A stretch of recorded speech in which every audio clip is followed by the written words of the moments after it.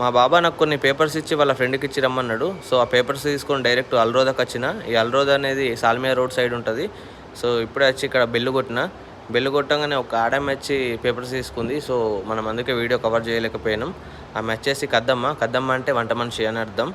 ఇప్పుడే మనం అవి ఇచ్చేసినాం అతనికి. సో మనకేమన్నా పని చెప్తే కువైట్ వాళ్ళు పర్ఫెక్ట్ చేయాలా, లేట్ అయినా పర్లేదు కానీ పర్ఫెక్ట్ చేసినాం అనుకో ఏమన్నారు, మంచిగా ఉంటుంది.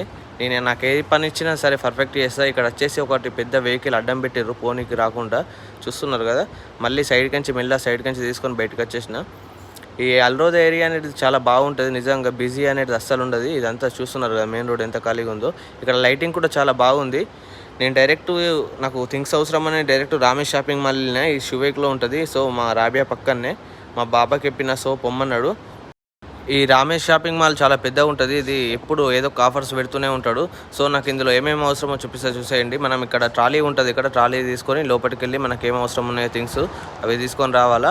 లోపల చాలా బిజీగా ఉంది. సో లేడీస్ ఉన్నారని వీడియో కవర్ చేయలేను, రిస్క్ ఎందుకని. నాకు కావాల్సిన వస్తువులు తీసుకున్నా. సో చూస్తున్నారు కదా ఫ్రెండ్స్. అలాగే ఈ వీడియో మీ ఫ్రెండ్స్ అండ్ ఫ్యామిలీకి షేర్ చేయండి ఖచ్చితంగా, మర్చిపోకండి.